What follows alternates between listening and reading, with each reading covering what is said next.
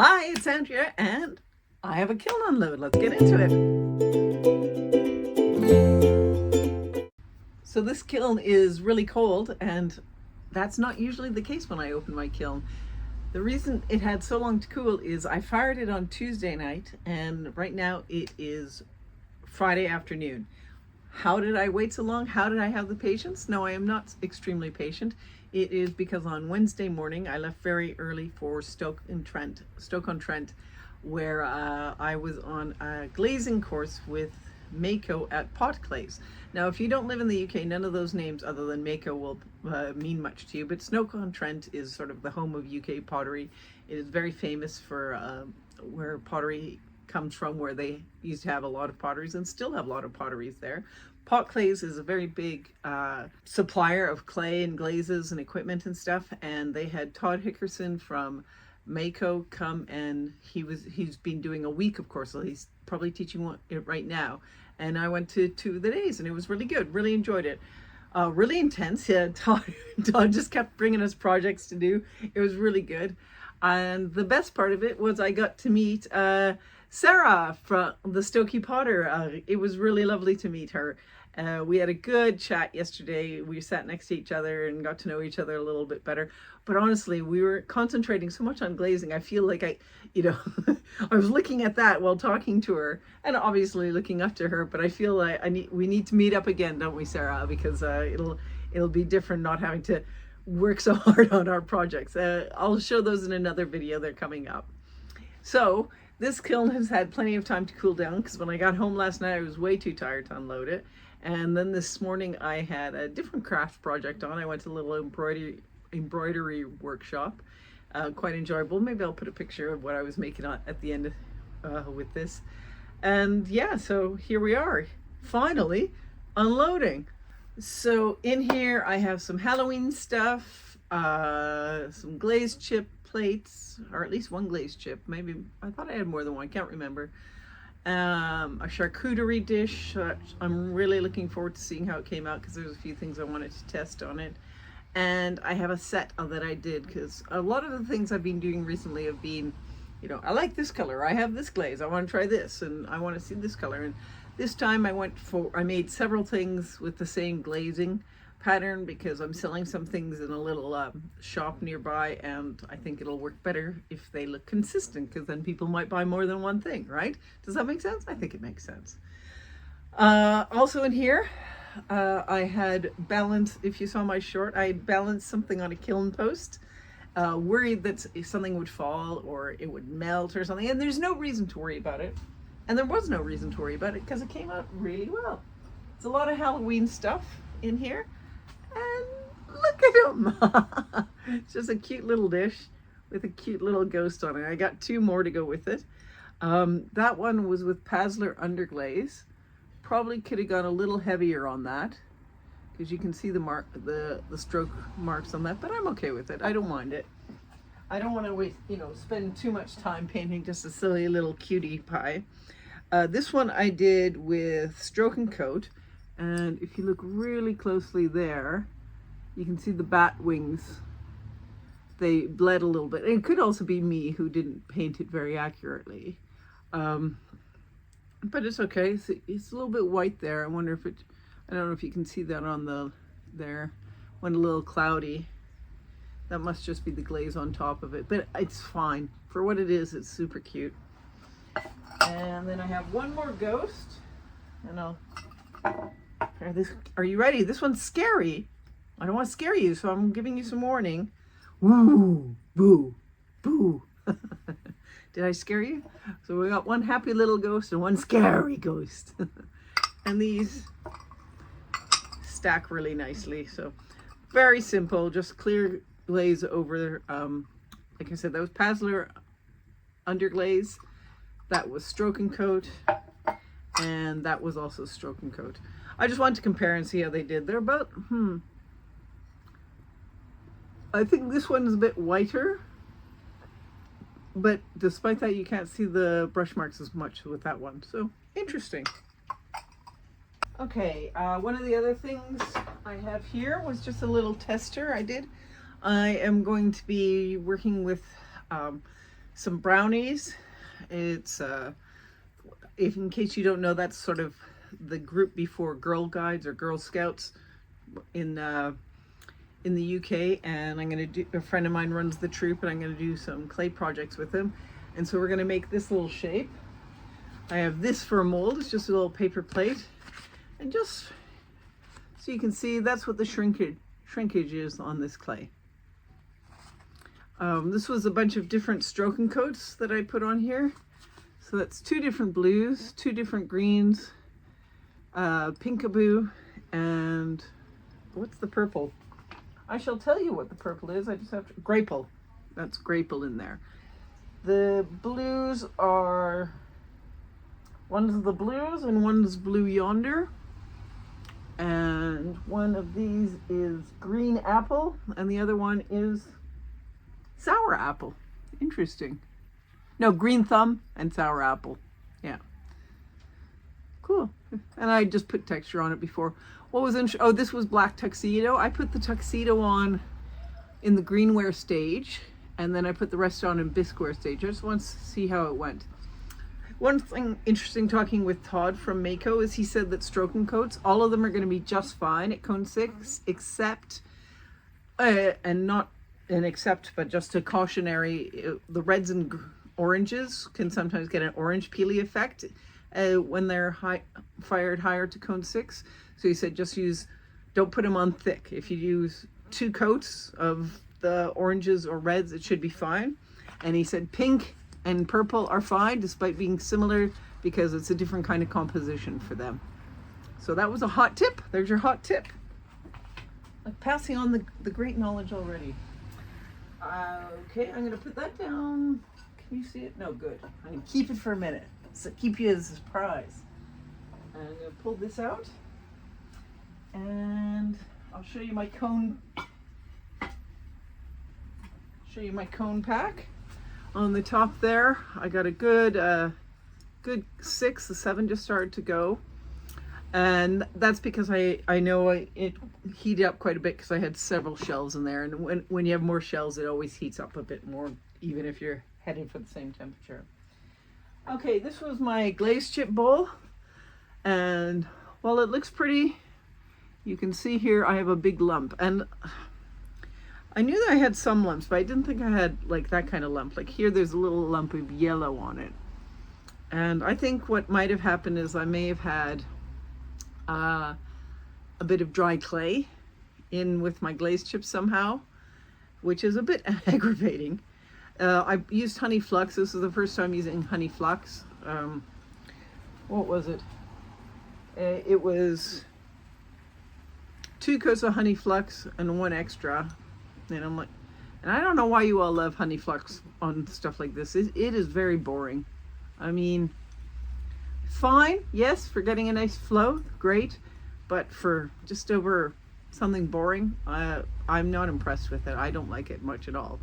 I certainly won't be using it like to fill the inside of mugs and stuff. Yeah, sure, it's a nice cream color, but you can get cream colors that aren't honey flux that take 20 layers to make them work, because like I said, that was 2 layers and that's 3 layers, and even at 3 layers I feel it's quite transparent. Anyways, the effect from the glaze chips is nice, but it's obviously going to need a refire. Take that off, maybe file off a few of the other big lumps and put another coat of honey flux on it and see how it goes. Yeah, it's fine. It was an experiment. The bowl became much more shallow than from what it was as well. Obviously shrinkage, but I didn't know how much it would shrink. Okay. Oh, good. I thought I was a little more worried about this. This I'm quite pleased with. This is another Halloween piece that I did in Stroke and Coat. And yeah, let me show you. It is a bat. And there's his wings, and look, I made the handle as wings too. 2 of them. Wahahaha. And it's just pure black. And I think some Halloween. Ooh, darn it. What was that? Oh, don't touch it. Remember, if you think it's sharp, it's probably sharp. Just a little bit caught on the cookie there, so I'll have to grind that off. And I am going to attend to my hand, so I'll take a pause and just come back. Right, I'm back. We got a Band-Aid on, or plaster if you prefer. And that little piece there is a piece of ceramic glaze, and it turns super sharp when it's broken like that. I'm not even sure what it's broken from, but it's a little piece of glaze, and when it gets caught in you, as any ceramicist will know, it just keeps bleeding. Like you can see, I've nearly bled through here already. It's just the tiniest little cut, and it will stop, but it needs a Band-Aid so I don't bleed over everything. Anyways, let's look back at this. I will file the bottom of this, so just being careful of that. I think it came out really well. The texture isn't hidden, but it's a little less sharp. To make sure that it got in, because it was quite deep, I just had a laser cut thing of a bat, and I put it onto the texture to make this. What I did was, the first coat I watered it down quite a bit, so it got into all the little crannies and crevices, and then I just did 2 coats like normal. So it's 2 normal coats and then 1 thin coat underneath it. I don't think I even did a thin coat on the inside, just on the textured side. So yeah, good. I hope somebody likes that. And the wings are good too. Right, I have 1 piece that was on this shelf, but I'm going to save it for the next shelf because it's part of the set things that I made. So I want to see them all together, so you can see them too, okay? So I'll pull out my kiln posts.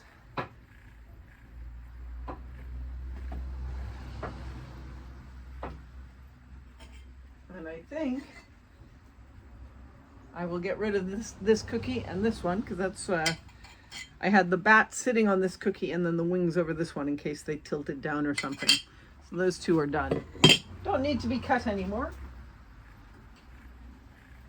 Pull that shelf out. And ooh, it looks so good. So I did a technique using Amico glazes, which is where you take one of the dark celadons, like Storm or Rainforest, and you do several coats of that, and then over the top of that you put several coats of snow. And what you get where they cross is this lovely dotted texture, which is like an oil spot is what we like to call it. Isn't that great? And so I use Storm and snow and then cross them in the middle. Now I will say I use 3 coats of Storm and 3 coats of this, and they do say you need a lot of coats, and I always find that with Amico glazes you need a lot. And I am not really happy with how it looks. A little blotchy on here. I don't know if you can see that there, but it's lighter here than it is down here. Right, lighter here than here. It's hard to see with this lighting, but I'll try and take a photo maybe if it doesn't look good on the video. But I think it's not so awful that I can't keep it and use it. Oh, we got another little, see, look, there's another little piece of ceramic trying to get into my finger there. But it's just sat on it, so it's okay. I don't even know what that's from, that one. These ones weren't even on cookies, so just caught my finger on something. Okay, it was on, I know what this one was. It was on a stilt. I didn't have them on cookies, I had them on a stilt. I'm not sure which one it was, but one of these may have had a little bit of glaze on it, and that's what it's from. Or they melted slightly and did it. Hard to tell. Anyways, didn't cut myself, but yeah, here are 2 more. So they don't have the exact same pattern. I didn't want the exact same pattern, but they have the same idea with this, with the dots in the middle. I do love, this is the first time I've used Storm and snow. Snow is just white, no big deal, but I love the effect together. And I really do actually like the Storm color, this deep, I'd say it's almost like a teal, this blue. It's really nice. Good. And then I made 2 mugs, and I did them differently. So this one I did like the others. So with that, interesting to see how it is on on a vertical surface because it definitely pulls down a little bit more here compared to where it's flat on here, right? You see? But it's still the same effect and still looks good. So I really like that. This one's interesting. I put it all over on the edge. So this one has a lot more spots. And in fact, it doesn't have any white. I forgot. It doesn't matter. It's still really cool. This one is a different shape. I was just trying a new shape from, these is my standard mug shape, and I just wanted to try a different one. Well, some people might like it, more of a cappuccino. So I don't know. They're both quite big. This one's less big just because it's shorter. But it's a lovely shape. Do you like it? We'll see. We'll see if I do any more like that. Need to work on the handle. I don't like the handle as much. Looks a little bit wonky, but ooh, that's kind of cool the way it looks there, because obviously it's less consistent with how I put the glaze on the handle from how it is. But yeah, that's nice. They do look pretty. Holy crow, they sure do look pretty. Well, that was a successful experiment. I don't normally like using so many coats of glaze. Like I think having to put 3 coats of glaze on is just stupid. And for this, it took 3 of each of them, but for the effect, I'm willing to do it. Maybe not all the time, but at least some of the times. Oh, what happened here? Okay. What did I put on that dish? Well, we got a little pumpkin. That's carnelian yellow. What's on the stem? That is dark green from Amico. Let me look up what's on this little dish here. Did I even say what was on it? Bird dish, yes, okay.